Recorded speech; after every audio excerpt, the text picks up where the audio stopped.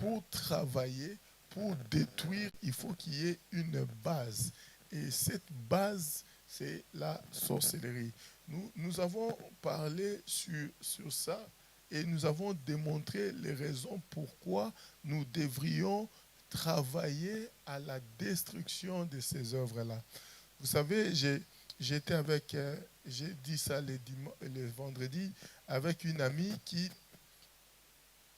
voulait savoir qu'est-ce que je parlais actuellement à l'église. Et je lui ai dit, je parle sur la destruction, sur la sorcellerie. Il m'a dit, ah, mais tu sais qu'il y a aussi une bonne sorcellerie. Je lui ai dit, non, on ne peut pas avoir une bonne sorcellerie, même si l'intention pour laquelle la personne est partie consulter est bonne. Parce que l'intention peut être bonne, mais les portes qu'on ouvre ne sont pas bonnes. C'est-à-dire que quelqu'un qui va vers une sorcellerie peut avoir une bonne intention pour aller contacter quelque chose, mais les portes spirituelles qui sont ouvertes dans la vie de la personne ne sont pas forcément bonnes. Pourquoi nous mettons autant d'accent? Parce que ce que les gens vivent, que ce soit en famille, individuelle ou en groupe, il y a une influence de ces choses. Il y a une influence qui vient affecter la vie de la personne pour que la personne soit dans la difficulté. Et j'ai démontré comment ces choses arrivent à travailler, comment ça arrive à détruire, comment ça arrive à toucher et comment ça arrive à impacter. Vous savez, même quand on parle, ah oui, on dit détruisons les limitations ou détruisons le blocage. En fait, c'est des forces, quand tu regardes comme ça, invisibles, que tu n'arrives pas à mettre le nom, que tu n'arrives pas à toucher et à palper, mais ces forces ont assez de puissance pour empêcher ta vie à avancer. C'est pourquoi vous allez voir qu'il y a des gens, comme j'avais dit, quand ça travaille, vous allez voir quelqu'un, il peut venir ici, il peut vivre en Europe, mais quand il dort, il rêve, il est en Afrique. Parce que les forces là, en fait, son corps est ici, mais les forces spirituelles le maintiennent prisonnier en Afrique. Ça veut dire que c'est des choses que si tu ne brises pas cela, tu n'iras pas loin. Si tu ne brises pas cela, tu ne verras pas la gloire de Dieu. Si tu ne brises pas cela, tu ne pourras pas témoigner de la grandeur de Dieu réalisée dans ta vie.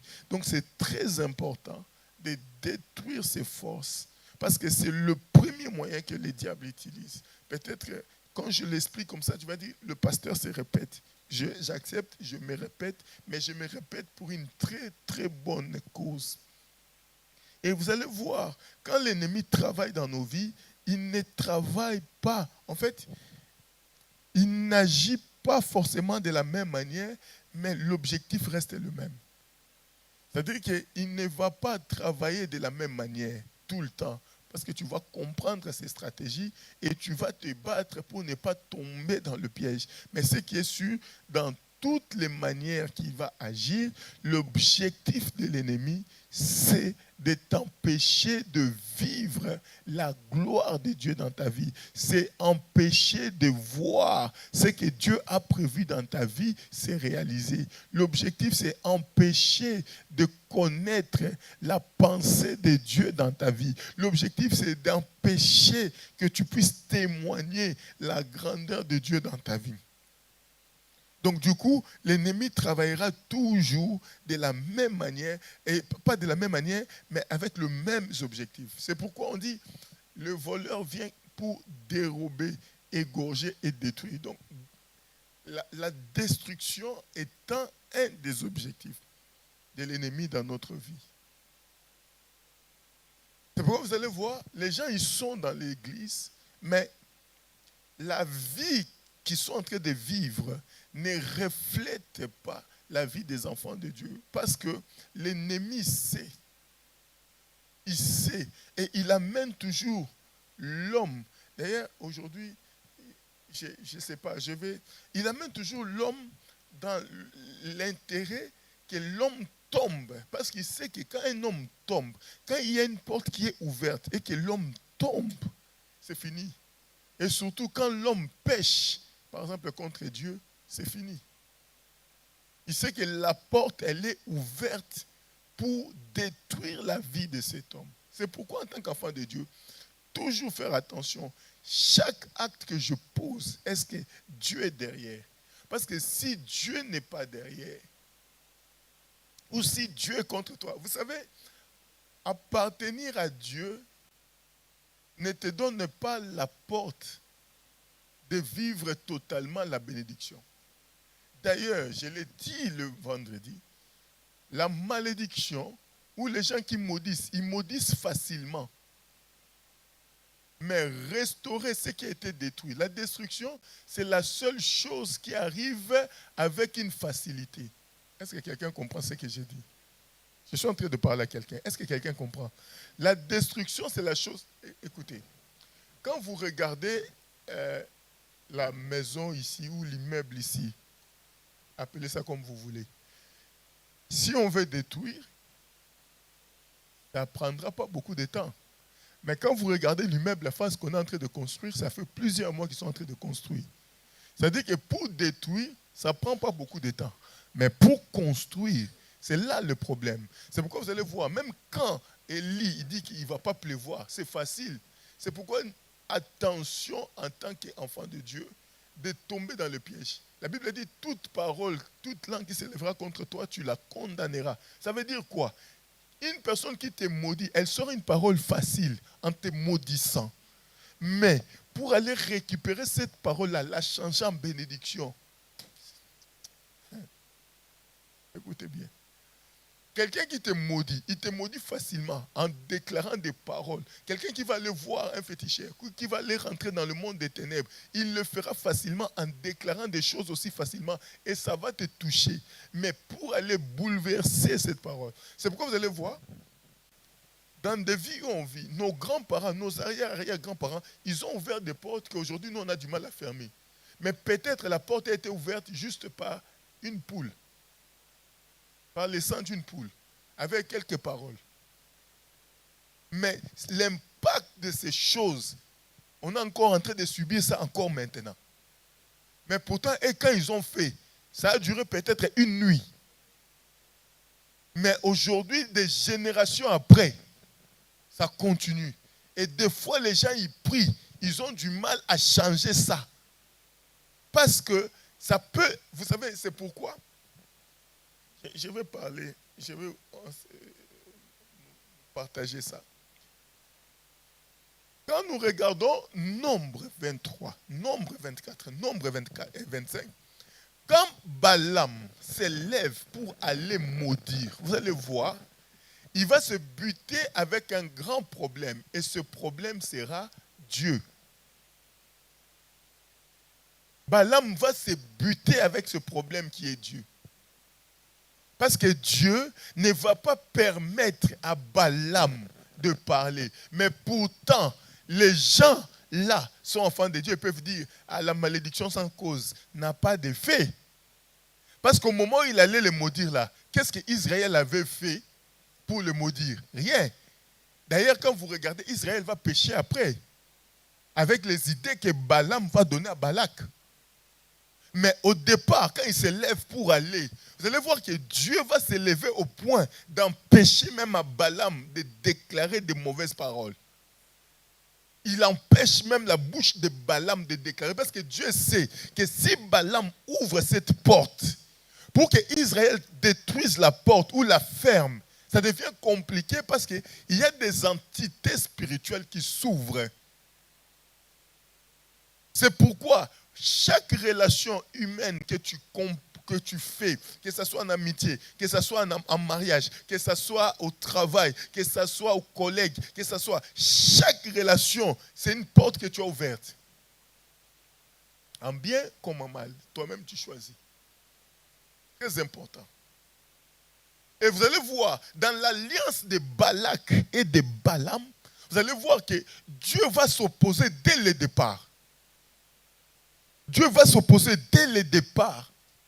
Mais bizarrement, lorsqu'ils arrivent au lieu, il offre les sacrifices. Dieu lui-même descend pour lui donner des paroles à déclarer. Maintenant, la question que j'ai envie de te poser en tant qu'intellectuel, Est-ce que Dieu est obligé de passer par la bouche de Balaam pour déclarer les paroles de bénédiction? Mais pourquoi quand cet homme se lève pour aller maudire, Dieu transforme ça, il descend lui-même et il met les paroles de bénédiction? Pour que ces paroles puissent avoir un effet positif sur Israël et non un effet négatif. Il fallait que Dieu laisse ça parce que Dieu les avait déjà bénis. Ne sous-estimez pas une parole de malédiction prononcée contre vous.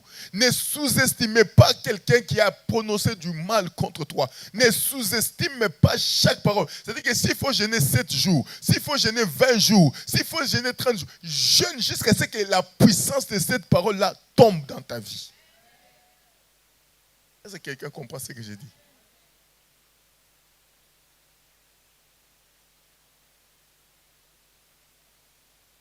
C'est pourquoi vous allez voir, nous sommes enfants de Dieu, mais nous tombons dans le piège de l'ennemi. Aujourd'hui, nous venons dans les églises, personne ne voit la main de Dieu. Ça, je l'ai dit vendredi aussi. C'est bizarre. On est assis ici, à la veille de prière de vendredi, j'ai dit, on est là, mais personne n'arrive à voir la main de Dieu. Parce que les forces de l'ennemi se sont levées. Et ça, comme je parle de ça, tu vas dire, ah pasteur, il parle toujours.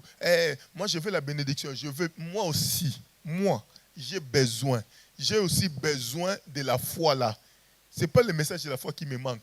Je peux même changer mon message maintenant tout de suite, te parler de la foi, que ça va changer, ça va être béni, ça va se transformer. Mais j'ai envie de te dire, avant d'en arriver là, commence d'abord par briser ce qui te bloque. Est-ce que quelqu'un comprend ce que j'ai dit? Est-ce que quelqu'un comprend? On va me lire. D'ailleurs, je vais commencer par ça. J'ai Juge chapitre 6, qu'on avait lu la dernière fois. C'est la première lecture. Je vais commencer par ça, même si ce n'était pas comme ça que je voulais. Verset 2. On va s'élever pour honorer la parole de Dieu. Juge chapitre 6, verset 2. Lisons la parole du Seigneur.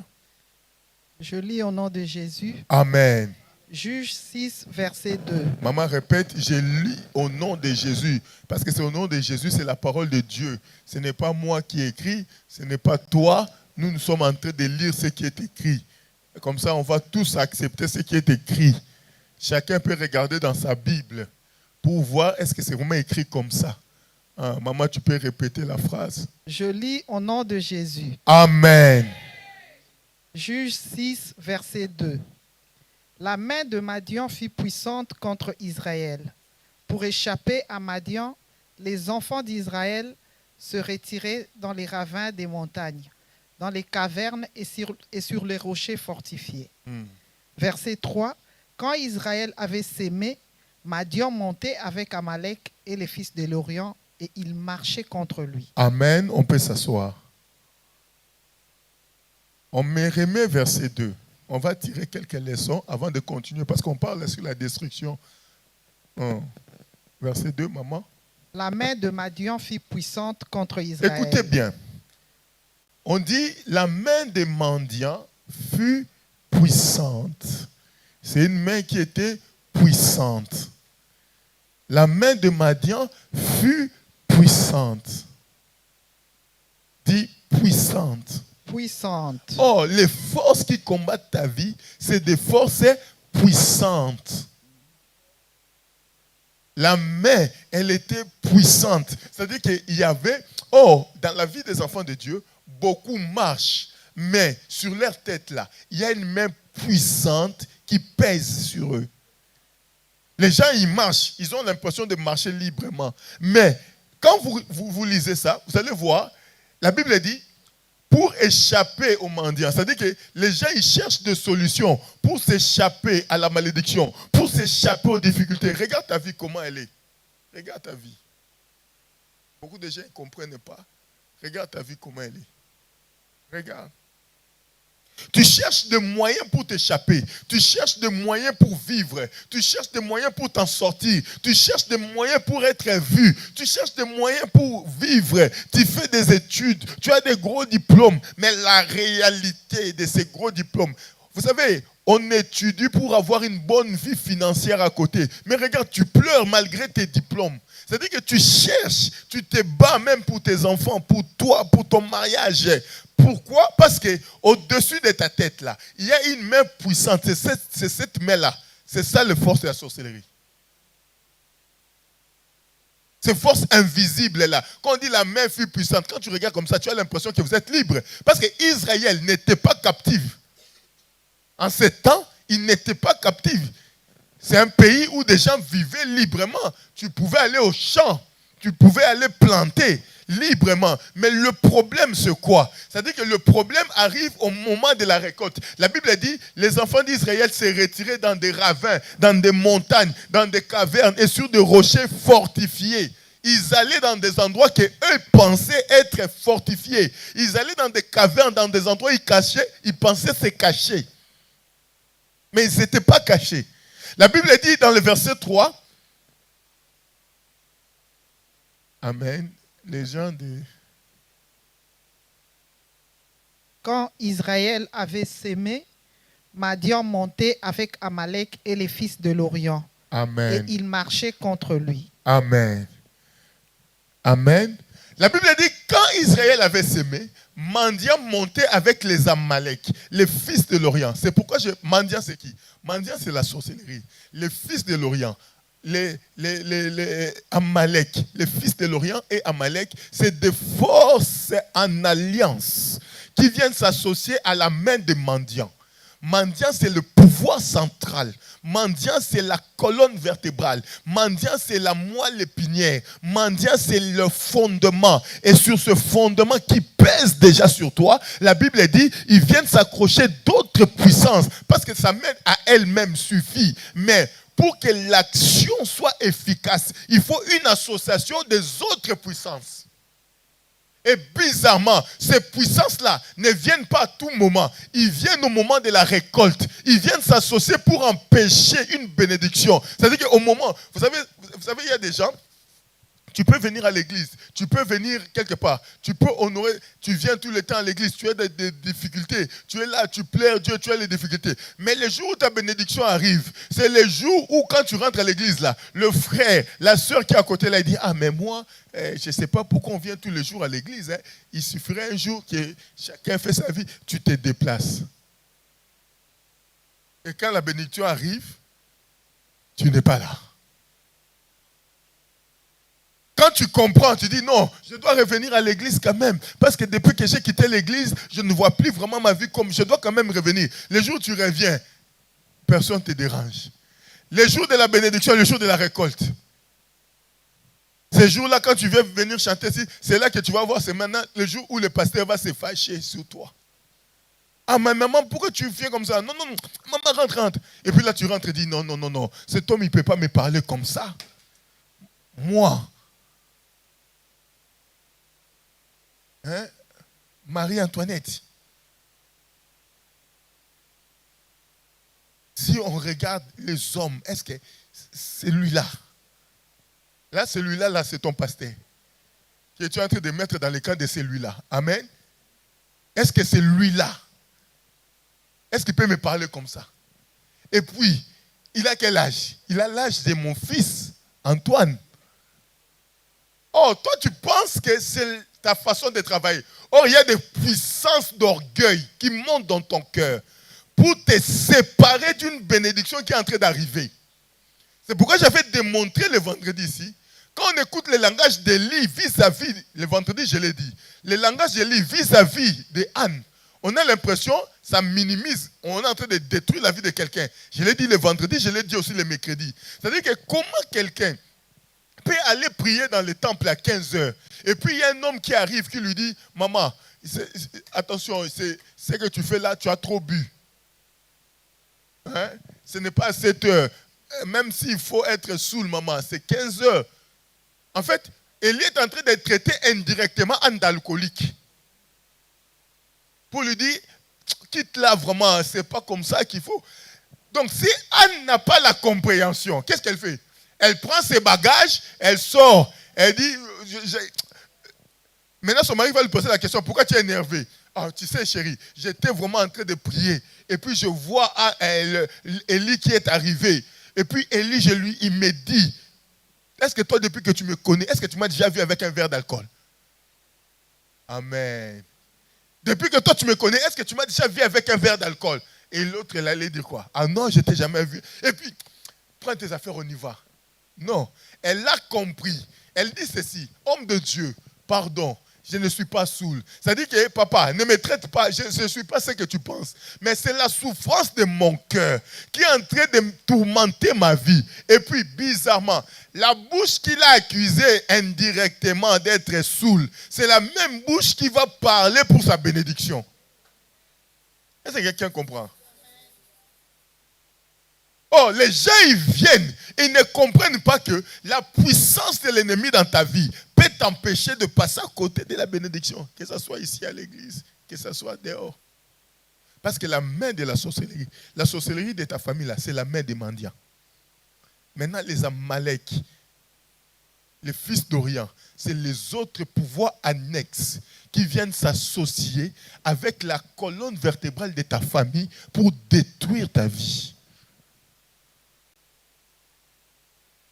C'est comme je l'ai dit le mercredi, je l'ai dit aussi le vendredi. Les gens, ils se sont habitués même avec les hommes de Dieu qu'on est. Mais l'apôtre Paul dit, comme pauvres, on enrichit plusieurs. Les gens, ils ne reconnaissent plus en nous. Je l'ai dit le mercredi ici, vous allez voir, les gens, ils sont sur TikTok. Maman, envoie ton nom, et puis je vais prophétiser. Et c'est là, maintenant, toi, tu vas envoyer Marie-Josée. Il n'y a pas Marie-Josée ici aujourd'hui. Maintenant, tu envoies Marie-Josée. Maintenant, l'autre, maintenant, il commence derrière l'écran. Marie-Josée, oui, d'où? Toi maintenant tu dis, de Libreville, Gabon. Amen. Ah oui, je vois. Amen. Amen. Écoutez-moi très bien. La Bible dit, tu ne consulteras pas ceux qui regardent les astronautes. Oh, tous ces gens se sont transformés. Ils sont maintenant sur TikTok. Oh, allez les consulter là. Quand tu ne sais pas réellement leur identité, tu es en train d'ouvrir une porte spirituelle dont les conséquences, tu ne sais pas comment ça va arriver dans ta vie. C'est pourquoi vous allez voir, les gens, ils sont là. Oui, mais j'ai prié. Papa, j'ai tout fait. Tu n'as rien fait. Voilà, tu n'as rien fait. Tu as d'ailleurs ouvert les portes des malédictions. Ce n'est pas parce que tu as consulté sur TikTok que ça vient de Dieu. C'est ça ce qui arrive maintenant. Et ces puissances de sorcellerie, ça travaille pour détruire la vie des hommes. Ces puissances, vous allez voir, malgré Dieu rencontre Gédéon, ils sont toujours sous cette puissance. Malgré l'écoute de la parole de Dieu, ça n'a pas enlevé Gédéon dans la puissance. Il y a des combats, tu peux écouter la parole de Dieu. Ce n'est pas à Dieu de livrer ces combats si toi tu ne te lèves pas pour aller livrer le combat. Il y a des préliminaires dans le combat. Il y a des choses que tu dois faire. Le diable peut même te mettre un esprit d'orgueil. Comme j'avais dit le mercredi ici, ou le vendredi, je ne me rappelle plus. C'est-à-dire que tu vas voir quelqu'un, 45, 35 ans, tu n'es pas marié, mais beaucoup de conditions pour le mariage. Tu as des conditions plus que même pour quelqu'un pour rentrer aux États-Unis.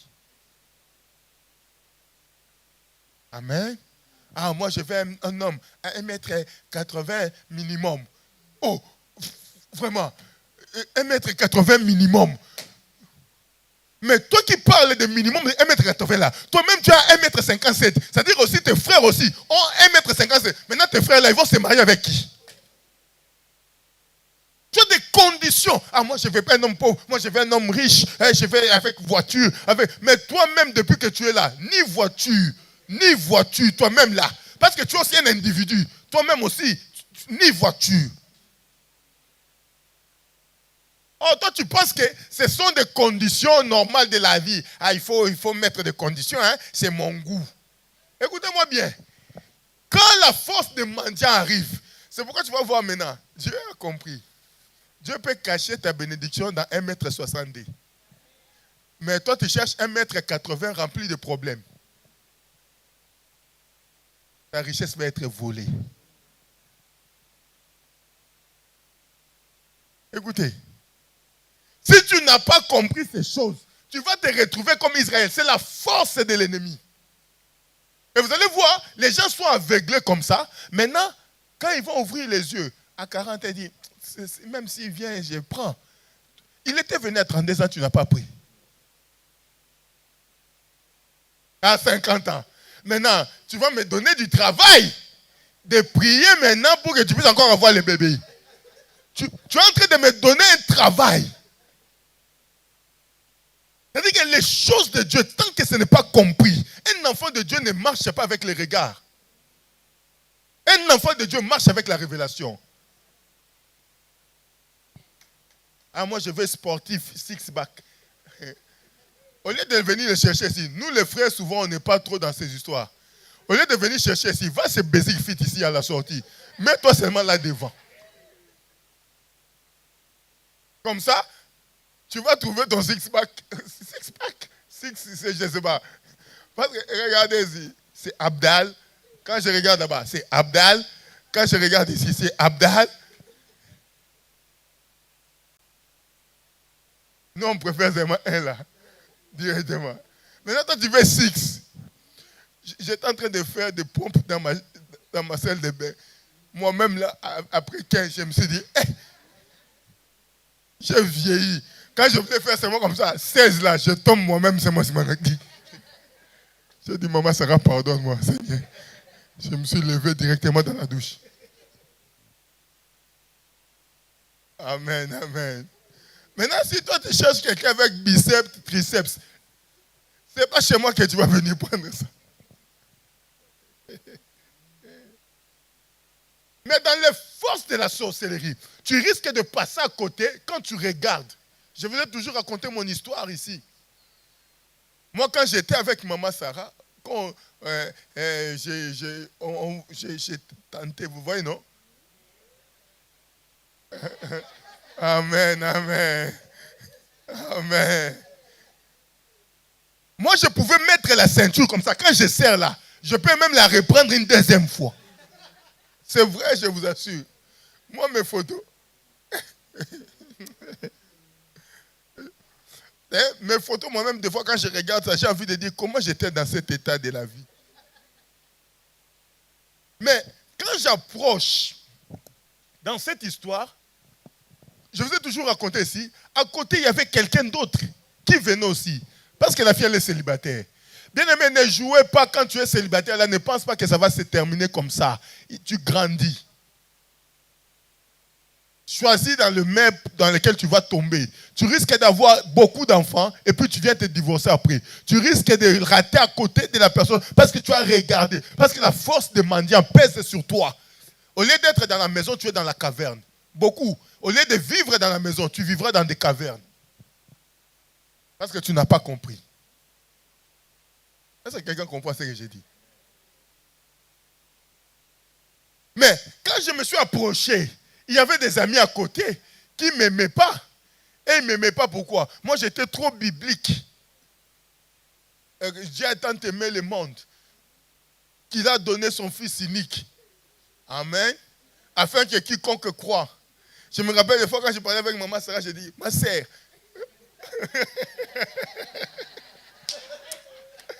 Ah mon Dieu. Ma sœur. Je dis, elle est là. Je disais, ma sœur. Amen. Beaucoup de versets bibliques. Que Dieu te bénisse. Ah, merci. Je n'avais que la Bible pour motivation. Et puis je me suis dit, cette sœur-là, je dois vraiment la bombarder de versets bibliques. La Bible dit, oh, sans la foi, il est impossible. Parce que moi, je n'ai rien. Je dois lui donner le message de la foi. Elle est là. Je pouvais la prendre pendant 3 heures. Tu dis, oh, sans la foi, il est impossible d'être agréable à Dieu. La vie de Dieu, c'est la vie de foi, hein, ma sœur? Sur Skype. On va s'arrêter. Ah. Dans. C'est la sonnerie de Skype, c'était. Qui se rappelle de cette sonnerie de Skype? Qui est de l'époque de Skype?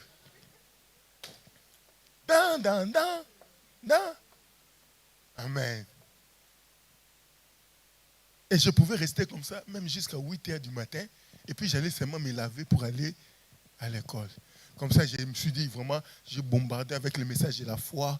Je fais asseoir le message de la foi. Amen. C'est-à-dire que dans la vie, tu dois savoir. Je ne dis pas que je suis le meilleur. Mais je pense que maman Sarah, elle est contente de m'avoir.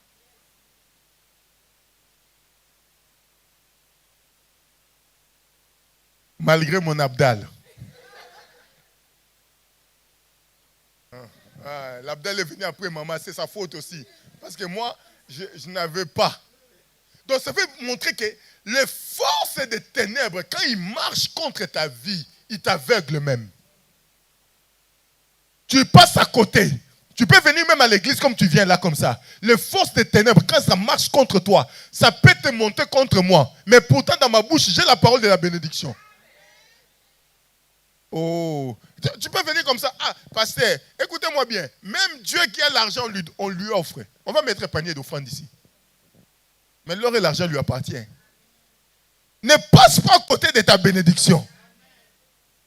Aïe, aïe, aïe. Je suis en train de parler sur les offrandes aussi qui détruisent les œuvres des ténèbres. L'ennemi peut t'amener à s'opposer à la pensée de Dieu dans ta vie. Parce que tu es aveuglé. Oh, ce sont des forces des ténèbres là qui détruisent la marche des enfants de Dieu. Je l'ai dit le vendredi ici. Vous savez, il y a des gens ici dans le village d'où tu viens de tes parents. On est interdit. Est-ce que tu as déjà parlé à tes parents pour savoir qu'est-ce qui a été dit dans ton village? On est interdit aux jeunes filles de se marier avec les autres. Il y a des villages comme ça où on est interdit que tu ne peux pas te marier avec les... Moi, je me rappelle quand j'ai grandissé, mon grand-père. Mon grand-père, toi, si tu ne te maries pas avec un Moulouba, toi, pour lui, Moulouba ou rien. Nous, on a grandi avec une pensée comme ça. C'est-à-dire que pour nous, une femme, c'est Moulouba. Une femme, ce n'est pas une autre femme. Donc, ce n'est même pas congolaise. Congolais, c'est général. Donc, femme, c'est vraiment de notre région, tribu. Il faut retourner. Pour mon grand-père, quand il regardait les autres nations, il disait, les autres, lui, il les appelait les autres nations. C'est-à-dire que c'est les autres. Tu ne peux pas aller te marier avec les autres. Tu dois te marier avec quelqu'un qui vient de ton village, de ta tribu. Comme ça, c'est mieux. Mais on pense que ces choses-là, ça se disait seulement. Peut-être qu'il y a des alliances sur ça. C'est pourquoi, par exemple, dans ma tribu, c'était connu de tout le monde que les Balouba, quand ils ne se marient pas avec même s'ils se marient avec quelqu'un d'autre, il finit toujours par se marier avec la femme de son tribu. Les gens, ils parlent de paroles, ils pensent que c'est en l'air, mais c'est des alliances démoniaques. C'est-à-dire que selon ces alliances-là de mon grand-père, moi, je n'allais pas me marier avec maman Sarah. Je vais commencer pour lui dire, elle vient d'où? Oh, si ces choses-là, tu ne détruis pas, tu risques de passer à côté de ta bénédiction. Oh, ce sont les œuvres de l'ennemi que tu dois détruire. Oh, maintenant, c'est ce que je disais. Au moment de la récolte, Mandia s'associe avec le fils d'Orient et le fils d'Amalek. Ça veut dire quoi? Il y a des gens, tu marches déjà avec la puissance des ténèbres déjà, de ta famille, de là où tu sors. Mais sauf que le problème, quand tu viens, tu peux venir en Europe, ces puissances s'associent toujours avec les puissances en place. Tu peux fuir, tu viens à l'église. Je vous dis, même à l'église, il y a des sorciers assis. Moi, je vous ai déjà raconté des mamans qui dirigeaient les autres mamans de l'église, elles étaient sorcières. J'ai déjà raconté cette histoire plusieurs fois. La maman là qui dirigeait les autres mamans, elle était sorcière. Nous, on ne savait pas. Et quand on était à la permanence, elle venait toujours avec la nourriture.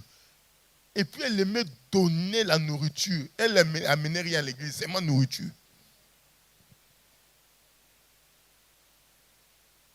Amen.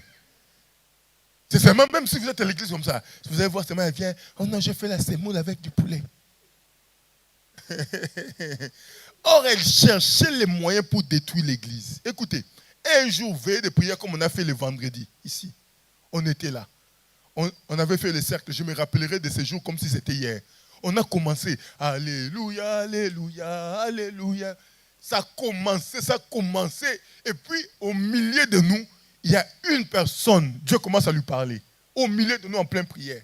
Cette personne dit à cette maman, il dit, Dieu me montre. Parce que, qu'est-ce qui était arrivé? Au moment où on avait fait le cercle, on s'était dit que chacun rentre dans les cercles, on prie. Par exemple, papa Jean-Baptiste, il rentre. Alors, élevons nos mains, prions pour papa Jean-Baptiste. On prie. Frère Trésor, élevons nos mains, prions pour le frère Trésor. Liana, élevons nos mains, prions pour Liana. Et ça arrive le tour de maman. C'est vraiment le jour où Dieu a préparé que tu ne peux pas t'échapper. Parce qu'il y a de ces jours qu'on dit, qui veut que je prie pour lui? Là, c'est ta volonté.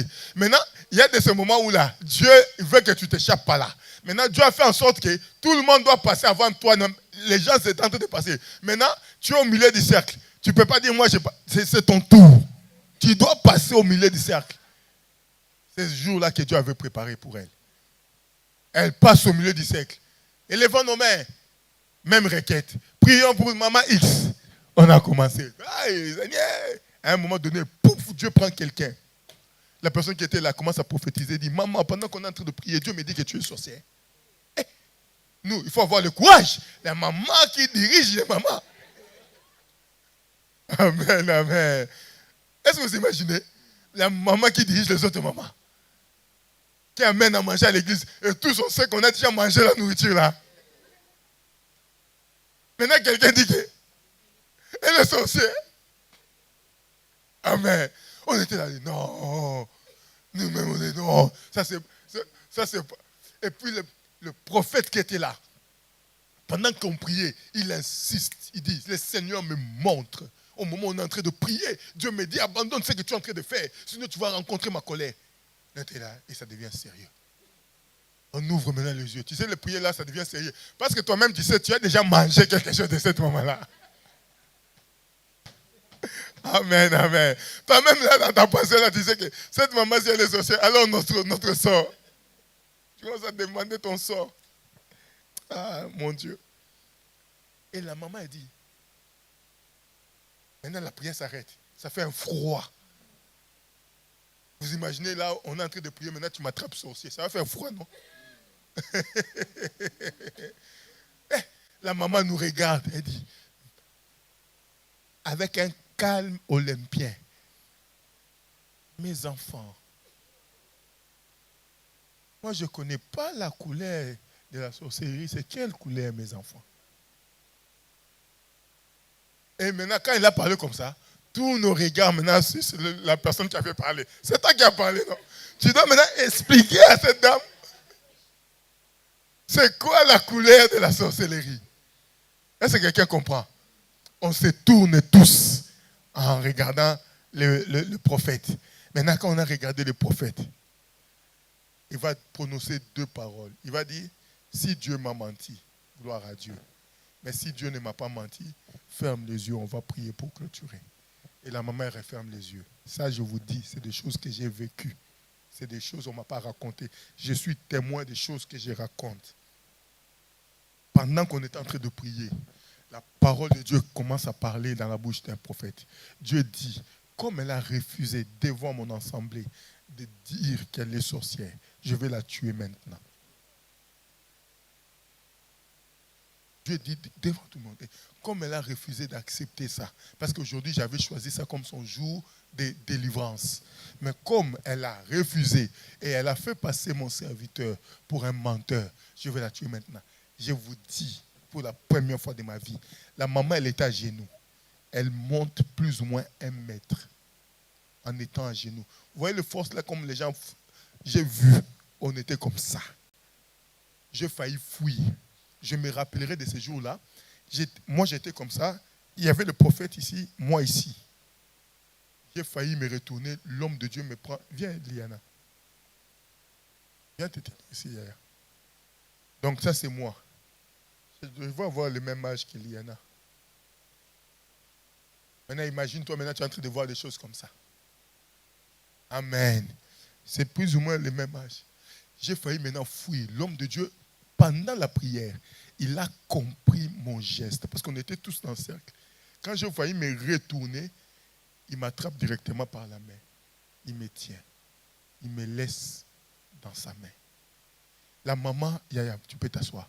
Elle monte pendant au moins 10 secondes, bloquée en l'air, à genoux. Et puis, elle tombe. C'est fini. C'était fini. Je me rappellerai, il était plus ou moins 3 heures du matin. Elle ne répondait plus. Les autres, on n'avait plus fait les cercles. Hein? Ah, si toi ta prière, je vous assure, on n'avait plus fait les cercles là, rentre. Paf, fini. Et c'est là qu'on voit maintenant que c'est sérieux. Tout le monde ouvre les yeux. Dans la parole que l'homme de Dieu avait dit là, même quand elle avait nié là, tout le monde maintenant on était au courant que c'est là. Elle est sorcière. Maintenant le problème c'est quoi? Maintenant on l'a tuée là. Comment vous allez expliquer à ceux qui sont dehors que c'est Dieu qui l'a?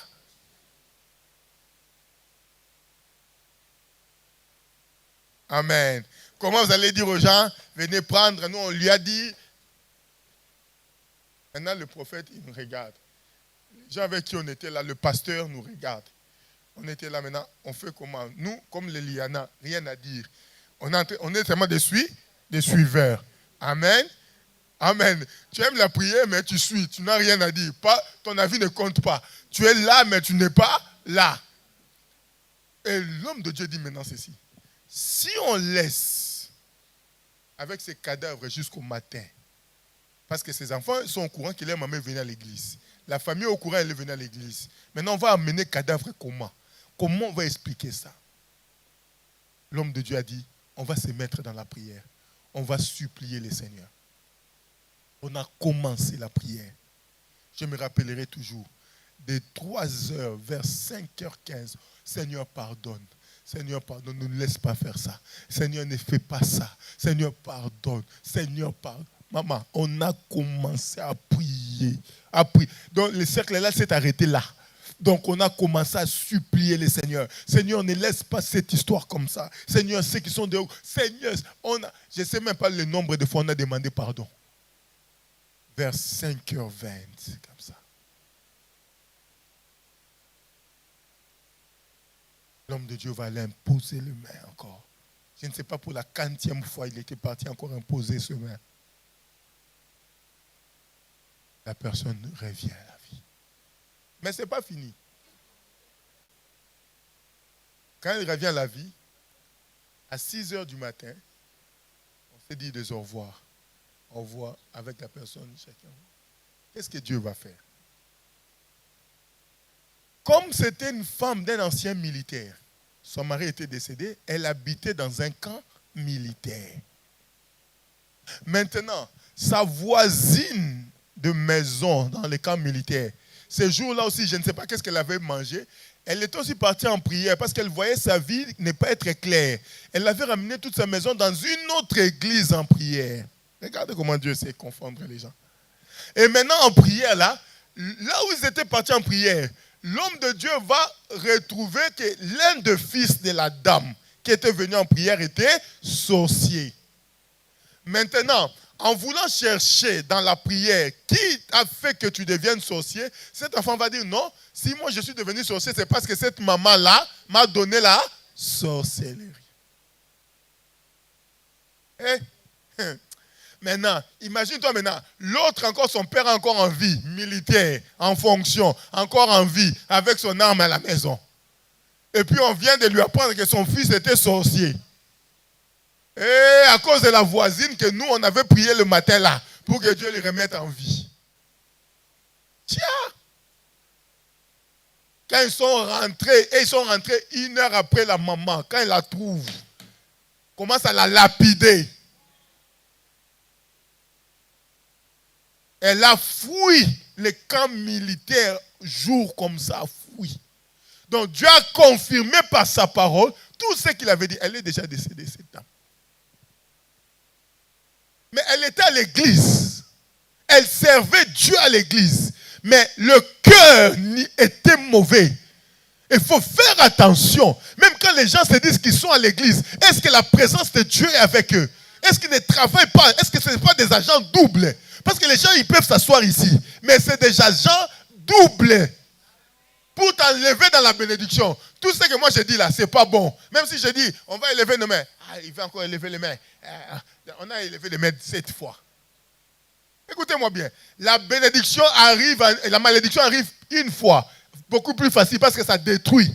Mais là où on veut construire, Élie a envoyé son serviteur pendant 7 fois. Va regarder s'il pleut. Va regarder s'il pleut. Va regarder s'il pleut. Va regarder s'il pleut. 7 fois. Parce que pour restaurer ce qui a été détruit, demande des efforts. On peut élever les mains aujourd'hui. Demain quand on revient encore, on élève les mains. Demain quand on vient encore, on élève les mains. Parce que les forces qui sont en train de peser sur nous, ce n'est pas des forces qu'il faut jouer avec. Est-ce que quelqu'un comprend ce que je dis? C'est pourquoi fais attention dans la destruction des œuvres des ténèbres. Il y a d'autres où quand même ils viennent ici, les sorciers de pays, les sorciers de l'église se sont associés avec la sorcellerie familiale, avec les mendiants de leur famille pour détruire leur vie. Même tout ce que l'homme de Dieu dit là, ça rentre ici, ça sort. C'est pourquoi nous avons même aujourd'hui dans les églises, les gens, les années et les années, mais ne vivent pas la main de Dieu. Tu ne peux pas venir, par exemple, ici et ne pas croire au ministère que Dieu m'a donné. C'est-à-dire que quand tu me considéreras comme ton ennemi, la bénédiction de Dieu qui concerne ce lieu sera loin de toi. Si tu veux vivre la gloire de Dieu, tu dois me considérer comme ton pasteur, comme ton père spirituel. C'est-à-dire, si tu veux vivre ça, oh, écoutez-moi bien, je suis comme celui qui se tient à la porte. Je suis comme le gardien. Je ferme la porte de cette maison qu'on appelle Christ vivant Luxembourg. C'est-à-dire que si tu ne me considères pas comme le gardien, l'ennemi viendra sur toi. C'est comme ça. Il y a des associations et l'ennemi sait que quand il t'envoie à un endroit où il y a la vie, il fera en sorte que ton cœur n'y est pas. Parce qu'il sait que si ton cœur y est, ta bénédiction et ta délivrance y est aussi. Même Jésus, c'est arrivé à des endroits où Jésus est arrivé mais n'a pas fait de miracle. Jésus, tu connais Jésus, non? L'homme aux plusieurs miracles là. Mais il est arrivé dans des villes où il n'a pas accompli de miracles. Parce que le cœur des gens qui étaient dans ces villes-là n'y était pas.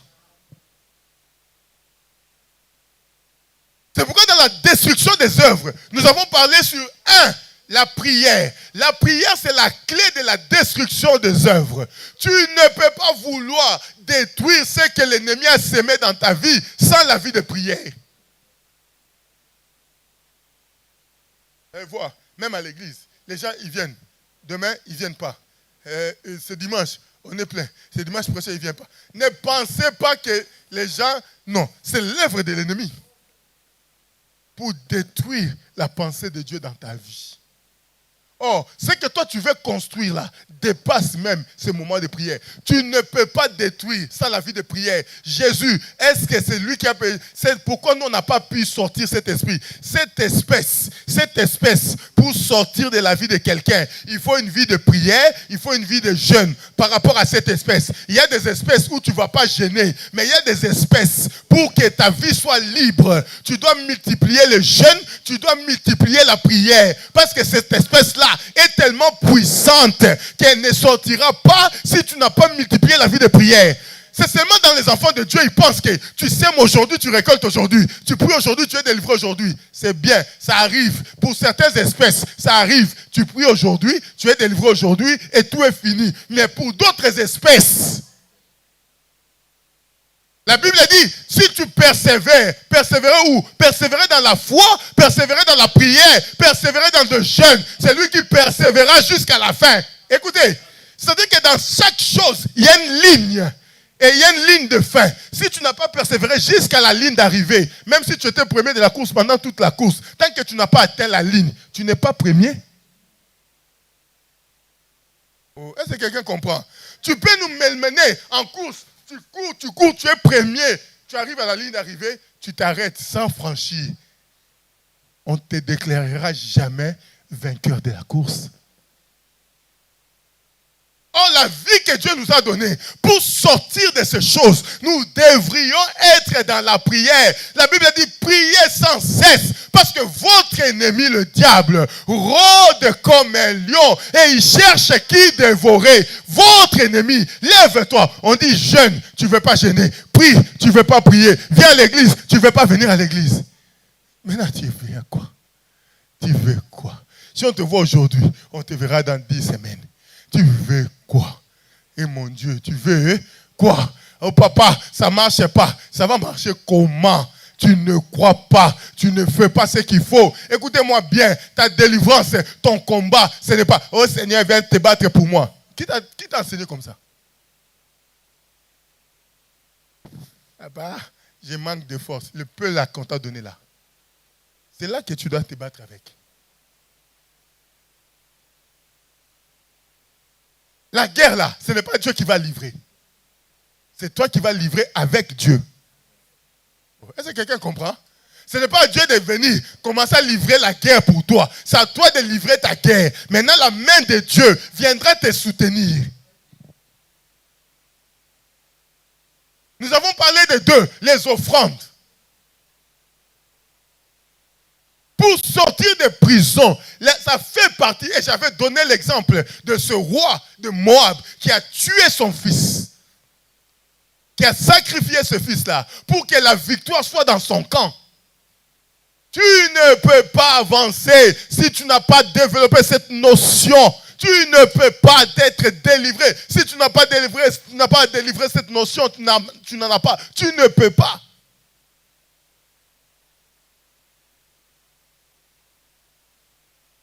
C'est là qu'on parle comme ça, maintenant quelqu'un à côté. Ah, lui, on est déjà fatigué avec ça. C'est bien.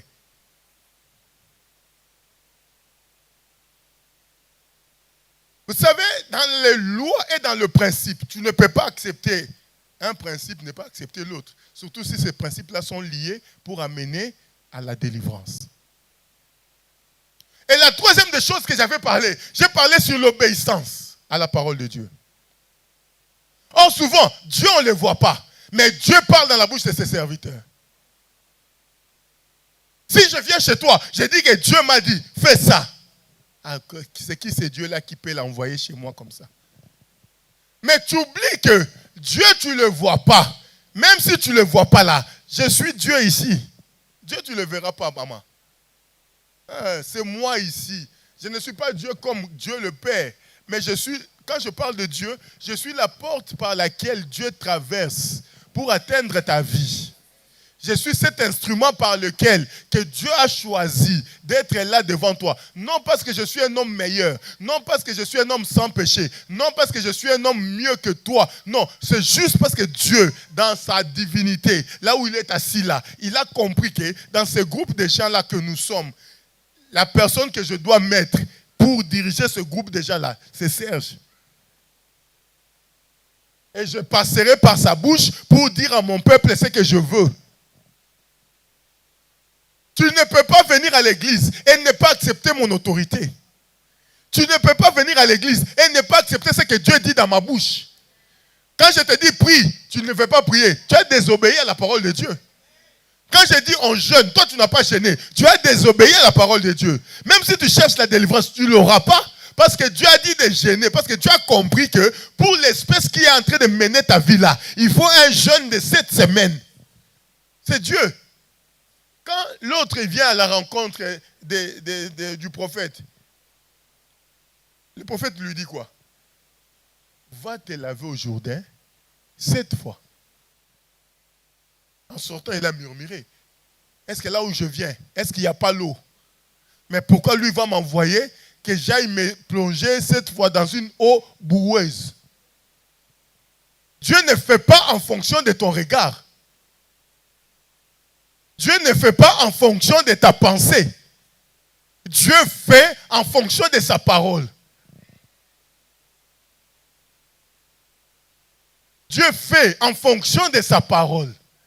Qu'est-ce que Dieu t'a dit par ma bouche? Qu'est-ce que Dieu t'a dit par la vision? Qu'est-ce que Dieu t'a dit par ma prédication que tu as désobéi? Qu'est-ce que Dieu t'a dit? J'ai dans ma tête encore plusieurs histoires. Des gens que j'ai dit, ah, Dieu me montre, c'est pas là-bas. Dieu me montre, c'est pas comme ça. Dieu me montre, il ne faut pas aller là-bas. Mais qui, en me désobéissant, ils pensaient me désobéir, mais n'ont pas désobéi à ma parole. Ils ont désobéi à Dieu. Vous savez, Dieu, on ne le voit pas. Ah, papa, je vais me marier avec... J'ai dit, maman, papa, avant de te marier là, va prier. Ah non, papa, c'est elle. Eh, papa, c'est lui. Alors, si tu sais que c'est lui, pourquoi tu viens me demander? Amen. Maintenant, comme moi je te dis, reste calme, on va prier. C'est là maintenant que tu vas retourner chez la fiancée pour lui dire, ah, le pasteur ne t'aime pas. C'est toi qui es venu me demander. Moi, j'étais assis ici devant. Si toi, tu ne m'avais pas dit, je n'allais pas savoir. J'étais ici. C'est toi qui es venu avec ton problème. Je vais te parler. En fait, les gens, ils marchent avec Dieu. Ils ne veulent pas la voix de Dieu. Ils veulent que Dieu les accompagne dans leurs décisions qu'ils ont déjà prises. Oh, quand ils viennent devant Dieu et que Dieu dit, la décision que tu as prise là, ce n'est pas une bonne décision, retourne dans la décision. Ils sont incapables de retourner à la case de départ. Ah, papa, moi je vais partir. Pars.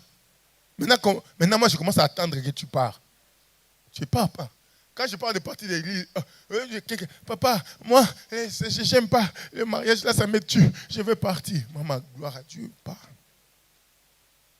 Vous allez nous faire pendre un jour. J'ai pris même la décision avec maman Sarah. Tout ce qui concerne le mariage, ne venez pas me trouver. Parce que toutes les personnes que j'ai conseillées là, ils ont toujours fait le contraire de ce qu'ils sont venus me dire. Maintenant, vous me mettez dans les problèmes. C'est ça le problème. Les gens, ils veulent écouter Dieu, mais ils ne veulent pas obéir à la parole de Dieu. Ils veulent que Dieu parle à leur égard, mais ils ont du mal à obéir à ce que Dieu a dit pour eux. Tu vas voir quelqu'un aujourd'hui comme on est là. Ah, moi je vais devenir médecin. Moi je vais ceci. Maintenant tu rentres dans les études de médecine. Dieu dit, il ne te voit pas là-bas. Ce n'est pas parce que tu es intelligent que tu dois faire médecine. Ce n'est pas parce que tu es intelligent que tu dois faire physique. Ce n'est pas parce que... Il y a de ces choses où Dieu ne te voit pas. Non parce que tu manques de compétences, mais dans la pensée de Dieu. Il ne te voit pas suivre cette filière-là. Dieu te voit ailleurs parce qu'il a un autre plan pour toi dans l'autre filière. On ne fait pas les choses parce qu'on aime les choses. À un certain degré de la vie, on fait des choses parce que Dieu veut nous voir là-dedans. Ah papa, je vais jouer au football. Non papa, ne va pas jouer au football. Ce n'est pas parce que tu as le talent de jouer que tu dois forcément jouer. Ça peut devenir un hobby pour toi. Mais va dans la direction que Dieu veut te voir. L'obéissance à la parole de Dieu t'aidera à sortir de la puissance. Parce que vous allez voir avec Gédéon, malgré la rencontre de Dieu, Dieu va lui dire ceci. Va d'abord, avant de lancer la guerre, va d'abord détruire les autels de Baal. Aujourd'hui, les enfants de Dieu, ils se lancent en guerre. Au nom de Jésus, je vais les chasser. Amen. Toi, tu ne veux pas entendre un combat spirituel quelque part. Quand il y a un combat spirituel, toi, tu es là. Sors, sors. Et il y a de ce combat, avant de commencer, il faut commencer d'abord à détruire ce qu'il y a à l'intérieur. Oh, tu veux voir la main de Dieu, mais le péché qu'il y a en toi là, tu n'as pas encore détruit. Le diable se sert de ça comme totem. Tu veux voir la main de Dieu, tu veux chasser les démons, mais le mal là, l'impudicité là, c'est encore là. Maintenant, quand on veut chasser les démons, c'est là que maintenant tu vas, oh feu! Il faut des fois à un moment donné, laisser le feu tranquille. Il y a un frère ici. Quoi, ça fait 5 ans? Même plus ou moins, je ne sais plus. Qui est venu? Pasteur, prie pour moi. Moi, j'ai dit, tu es prêt à recevoir le Seigneur Jésus et à marcher? Il m'a dit, ah non, je ne suis pas encore papa prêt à avancer sur cette voie. Moi, j'ai dit, alors reste avec les démons que tu as. Les gens, ils étaient choqués. J'ai déjà raconté cette histoire. J'ai dit, pourquoi les gens sont choqués? J'ai dit non. Vous savez, si je prie pour lui, par l'autorité que Dieu m'a donnée, les démons qui sont en lui vont obéir. Ils vont partir. Mais comme la personne n'est pas prête à marcher avec le Seigneur, il va ouvrir la porte aux démons plus puissants. Peut-être quelqu'un est fumé juste un cannabis. À cause de ma prière, il va tomber dans la cocaïne. Pour qu'on ne tombe pas là. Pour qu'on n'arrive pas dans la situation. C'est biblique. Quand un démon sort, il va aller se promener, regarder. S'il ne trouve pas la paix, il va retourner là où on l'a chassé. C'est biblique. Et c'est Jésus qui le dit. Pour regarder s'il n'y a pas moyen de rentrer. Et s'il trouve qu'il y a moyen de rentrer, il va aller chercher. Il ne va pas rentrer tout seul. Non, il va aller chercher d'autres démons plus puissants que lui. Donc il accepte d'être le moins puissant. Ah, s'il était le puissant au moment de la délivrance, mais le jour où il retourne, il accepte d'être le moins puissant pour continuer à dominer sur toi.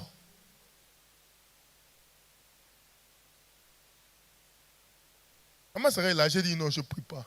Le jour où tu vas accepter de recevoir le Seigneur, je prierai pour toi. Comme ça, je te guiderai. Comment conserver la délivrance, comment marcher avec Dieu, comment pour que ta situation ne devienne pas pire. Mais toi là, quand on t'a seulement des mots, on va chasser feu, feu. Avant de chasser feu, détruis d'abord l'hôtel de Baal qu'il y a dans ta maison. Détruis d'abord la désobéissance qu'il y a dans ton cœur. Commence d'abord par détruire les hôtels familiales. Commence d'abord par détruire l'impolitesse. Tu veux le mariage, mais tu n'as pas encore détruit l'impolitesse. Il y a des gens comme ça.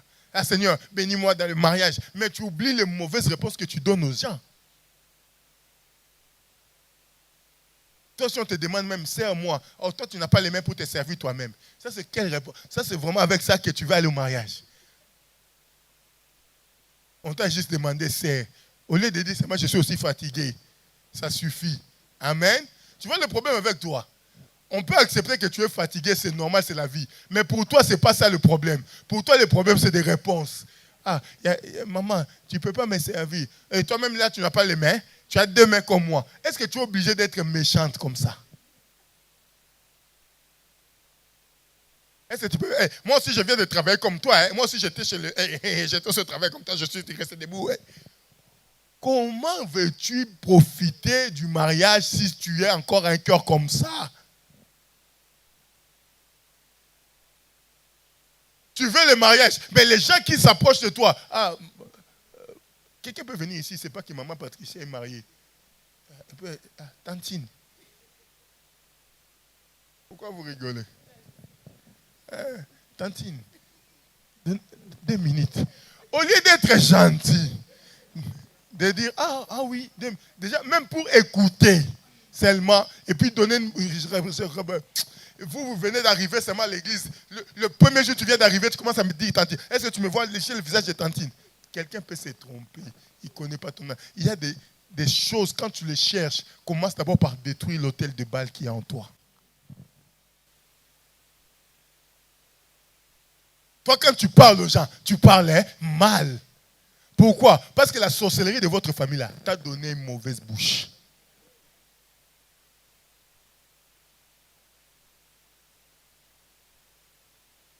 Même quand, vous savez, quand dans la vie, tu n'as pas même de douceur pour parler à ton conjoint, il y a un problème.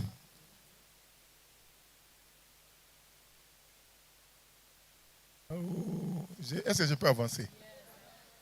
Est-ce que je peux avancer?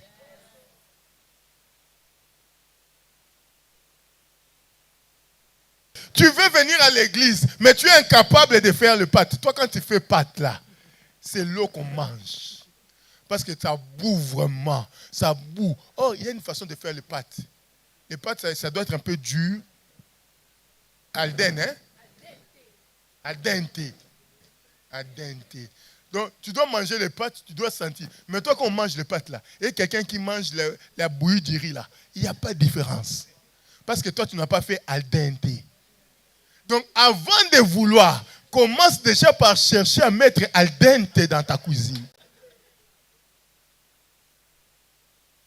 Écoutez-moi bien. Le diable, il travaille de différentes manières. Il y a des choses que tu vas penser que c'est ta négligence, mais c'est les forces du mal qui t'amènent sur cette négligence-là pour ne pas accomplir la volonté de Dieu dans ta vie. Vous savez, peut-être que quand tu peux être marié avec ton homme, peut-être vous allez manger au restaurant, mais le jour où tu auras des enfants, les enfants, ils ont aussi besoin de temps en temps de manger la main de leur mère. Les enfants, ils ont aussi besoin de temps en temps de manger de temps en temps. Tu vas commander. Déjà, McDonald's est devenu cher.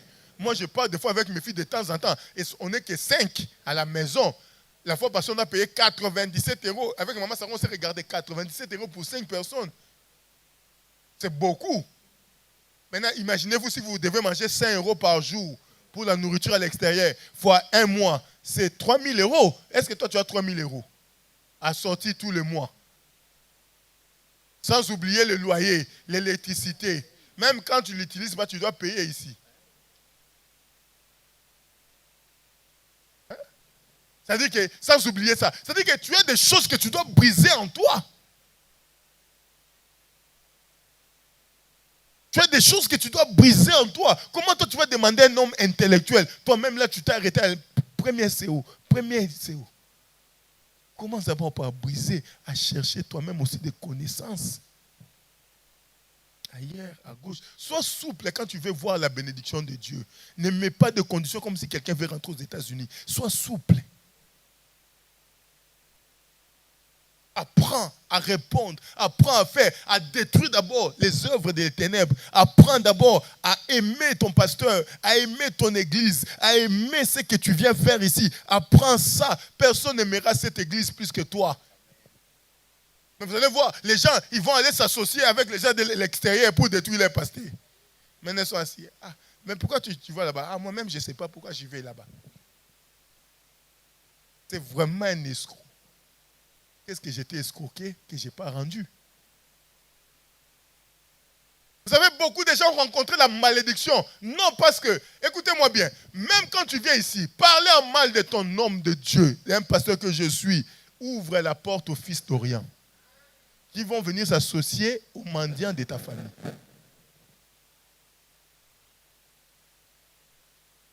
Un homme de Dieu, là où tu pries, écoutez-moi bien, ça ce sont des choses que je vous donne. Là où tu pries, un pasteur qui te dirige, tu dois garder sa nudité, même si tu la vois.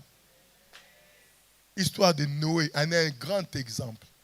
Tu caches la nudité de ton père et tu ne permets pas aux gens de l'extérieur de parler en mal contre cette personne qui te dirige. Tu ne peux pas t'associer avec des gens qui le critiquent et dire que non, moi j'étais seulement là en train de les écouter. Et beaucoup de gens veulent voir la main de Dieu, mais ils ne connaissent pas les principes spirituels par lesquels ils doivent traverser pour vivre la main de Dieu. Le fils de Noé a divulgué la nudité de son père, là où les frères sont venus cacher.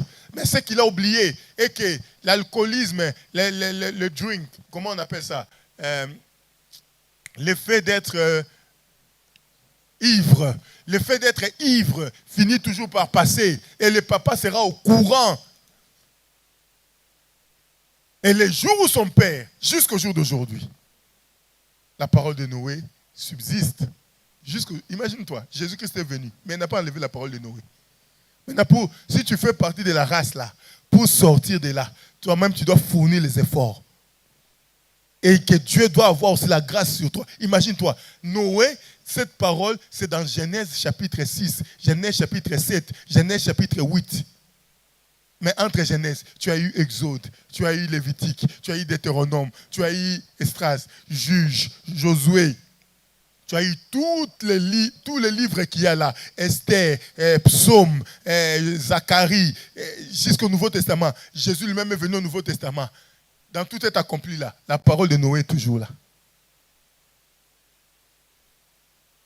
Tu veux sortir des œuvres des ténèbres. Bien aimé, contrôle. Et tu ne peux pas venir devant Dieu et ne pas savoir là où tu as mis tes pieds. Et surtout, si ce lieu pour toi est considéré comme un lieu où tu es venu rencontrer Dieu, sois prudent dans la recherche de Dieu.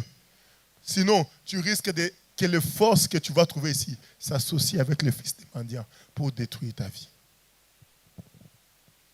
L'obéissance à la parole de Dieu. L'obéissance à l'homme de Dieu. Source de la bénédiction. Quatrième point, c'est ça que je vous parle. Hein? C'est l'obéissance à l'homme de Dieu.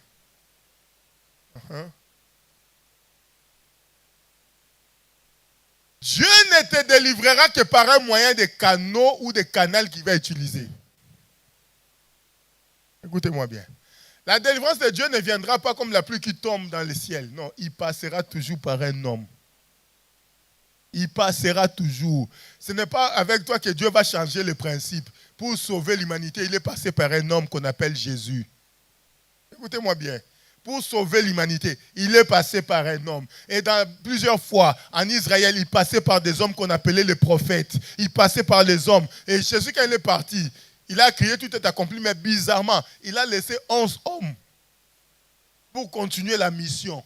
C'est-à-dire que pour que Dieu te délivre là, il passera toujours par un homme. Et au temps où nous vivons, Dieu s'est choisi aussi des hommes ou par lesquels il passera pour atteindre ta vie et amener ta vie à la perfection. Et si tu ne comprends pas ces choses, si tu ne te mets pas en règle avec ces choses, à comprendre que la personne qui est devant moi là, c'est la source de ma bénédiction. C'est dans sa bouche là que se trouve Samuel. C'est dans sa bouche là que se trouve ma délivrance. Bien aimé, tu vas passer à côté. C'est pourquoi vous voyez les gens, ils quittent d'une église à l'autre. Non, il n'a pas la puissance. Maintenant c'est mieux. Là-bas on loue mieux. Et puis il quitte là, il va ailleurs. Oh non, c'est pas la puissance. Il quitte là, il va ailleurs. Maintenant, il s'arrête dans une église. Quand on lui parle de la question, nous, ça fait déjà 25 ans qu'on est dans les choses ici. Mais pour quel résultat? Parce que Dieu se choisira toujours des hommes. Il y a des démons que toi-même, dans ta prière, tu n'arriveras pas à les faire partir. Mais par l'autorité qui m'a été donnée, je les ferai partir. Mais si tu ne crois pas au ministère, si tu ne crois pas à mon appel en tant que pasteur, ça n'arrivera pas. Ça n'arrivera pas. Pour que les gens soient délivrés, Jésus est passé toujours par les hommes. Et les apôtres, c'est par eux, Dieu rempli du Saint-Esprit, qui se fasse entre nos mains des miracles. C'est-à-dire qu'entre nos mains, c'est là que les autres vivront des miracles. En tant qu'autorité spirituelle, il y a des démons qui quitteront ta vie par ma prière. Il y a des histoires qui changeront dans ta vie par ma prière. Or, si tu ne m'acceptes pas en tant qu'homme de Dieu, en tant qu'envoyé de Dieu, il y a déjà un problème pour toi. Vous savez, beaucoup de gens aujourd'hui dans l'église, leurs pasteurs sont devenus les sources de leur blocage. Écoutez-moi bien, n'accepte jamais ou n'ouvre pas la porte que je puisse commencer à murmurer à ton sujet. Même si je ne te le dis pas. Même quand tu pries, écoutez-moi bien, ça c'est une source. Même si aujourd'hui tu ne me crois pas, tu quittes l'église parce que ce que j'ai dit, ça ne te convient pas. Gloire à Dieu. Mais là où tu partiras, prie Dieu, dis Seigneur, que cet homme-là ne murmure pas à mon sujet. Ça c'est, peut-être aujourd'hui tu ne vas pas croire à ce que j'ai dit. Tu ne vas pas croire. Et je ne dois pas murmurer. Vous savez, le travail de Dieu que nous faisons pour Dieu, c'est un travail très difficile. Et dans ce travail, Dieu a prévu des trahisons. Mais il ne faut pas être la personne par laquelle Dieu va passer pour me trahir. Dieu dit ceci, Père, tout ce que tu m'as donné, je les ai gardés, sauf l'enfant de la perdition. Et puis il rajoute, il faut que ça arrive, ces choses. Mais malheur, par qui ces choses sont arrivées? En fait, c'est une destinée. Je ne peux pas me plaindre en tant qu'homme de Dieu de tout ce qui peut arriver dans ma vie, en bien ou en mal. Que les gens acceptent ou n'acceptent pas. Je ne peux pas. Ça, c'est la vie. C'est la vie des hommes de Dieu. J'écoutais un homme de Dieu qui disait, si on retourne au dos, vous allez voir, c'est rempli d'épées derrière. Mais ne sois pas parmi des gens qui vont enfoncer une épée derrière mon dos. Parce que Dieu sait que ça doit arriver, mais ne sois pas la personne. Parce qu'il y a un problème. Si tu es la personne par laquelle le diable est passé pour me poignarder, ce n'est pas seulement toi, même des générations après toi. Parce que mon cœur a murmuré sur toi. Mon cœur a dit des choses sur toi. C'est pourquoi des fois quand je vois les gens quitter l'église, je dis toujours aux gens, quitte. De la même manière tu es venu, de la même manière tu peux partir. Mais pars en paix et laisse mon cœur en paix. Ne laisse pas mon cœur dans le tourment. Ne laisse pas mon cœur en train de murmurer. Chaque murmure est une prière. Parce qu'il y a des choses que je ne pourrais pas dire. Je vais dire, Seigneur, chaque fois je dis un mais qui n'est pas bien, qui est dans le mauvais. Ça te touche toi. Regardez, les gens ils lisent la Bible, mais ne comprennent pas les pouvoirs par lesquels. Quand les gens vont chez les féticheurs, les gens ils ont même peur de parler chez les féticheurs. Mais les gens, ils pensent que parler sur le pasteur, c'est bien. Mais le Saint-Esprit voit. Quand Moïse sort, il dit ceci. Dieu a dit que personne ne puisse se marier avec une femme, qui puisse trouver une femme étrangère. Mais lui-même va faire la même chose. Ses frères ont commencé à murmurer. Mais comment il va nous dire quelque chose que lui-même ne respecte pas? C'est bizarre. Dieu n'a pas frappé Moïse. Mais bizarrement, il fallait la prière de Moïse pour les guérir. Il y a des gens, écoutez-moi bien, quand même on vit dans ce pays, il y a des gens, écoutez-moi, si cela, je ne sais pas pourquoi Dieu me conduit, si cela n'arrive pas aujourd'hui, si cela n'arrive pas demain, si cela n'arrive pas dans 5 ans, écoutez-moi bien, si je suis appelé dans cette œuvre, il y a des gens où ils auront besoin de ma prière, s'ils ne viennent pas aujourd'hui, s'ils ne viennent pas demain, à un moment donné, même là où ils partiront, si là où ils sont partis, il y a Dieu là-bas, Dieu va leur dire, revenez là-bas, allez demander pardon et que cet homme-là prie sur toi pour voir la clarité. Écoutez-moi bien, il y a des gens sur qui moi j'ai murmuré, même si tu vas voir Béni In, écoutez-moi bien, même si Béni In enlève le manteau, il dort avec toi. L'onction qui coule sur Béni In, c'est l'onction qui coule sur moi, mais dans une certaine dimension, en fonction de Dieu, en fonction de ce qu'il veut faire avec un homme, il fait couler en fonction d'une dimension, mais l'onction reste la même. Et le même principe pour eux, c'est le même principe pour moi, c'est le même principe pour le pasteur qui a une petite église dans le bois en forêt. Tant qu'il y a un homme de Dieu, il reste sur le même principe là. Et si tu es ici, écoutez-moi bien, là où tu viens et que tu as quitté une église, où tu as parlé en mal d'un homme de Dieu, retourne là-bas, va lui demander pardon et reviens prier en paix ici. Si tu veux voir la main de Dieu. Si là où tu viens, je ne sais pas pourquoi, si là où tu es sorti, dans l'église où tu es sorti, où tu priais avant, tu as parlé du mal, tu t'es levé contre l'homme de Dieu, et cet homme de Dieu est resté en disant, ah Seigneur, pourquoi j'étais ainsi? Pourquoi j'ai souffert ainsi? Si cet homme a prononcé ces paroles devant Dieu, dis-toi, malgré l'onction que je peux déverser ici, ça n'aura pas d'effet. Parce que Dieu, quand il regarde son serviteur en train de pleurer, il cherchera la cause. Pourquoi il pleure? Pourquoi cet homme est dans les regrets? Pourquoi il est réticent à faire cette œuvre? Quand il va regarder, il dit, non, c'est Serge qui a ouvert la porte pour que cet homme soit comme ça. Écoute-moi bien. Retourne. Dis, papa, je ne suis plus ici, mais je suis venu te demander pardon. Parce que là où je pars, j'ai besoin de la bénédiction de Dieu là-bas. Si tu es ici, fais-le. Je ne sais pas pourquoi Dieu m'amène à te dire ça. Fais-le. Sinon, tu ne verras pas la bénédiction. On pourra prier ici. Je vous ai dit une chose ici. Dans la destruction des œuvres de ténèbres, dans le combat spirituel, on a plusieurs aspects. Attention à l'aspect où Dieu est contre toi. La Bible dit, si l'Éternel est pour nous, c'est-à-dire le si là, ça conditionne. C'est-à-dire qu'il y a des situations où Dieu sera contre. C'est-à-dire que la Bible dit, si l'Éternel est pour nous, si, on n'a pas dit l'Éternel est pour nous, qui sera contre nous. Non, on dit si, on conditionne que si Dieu est pour moi, si.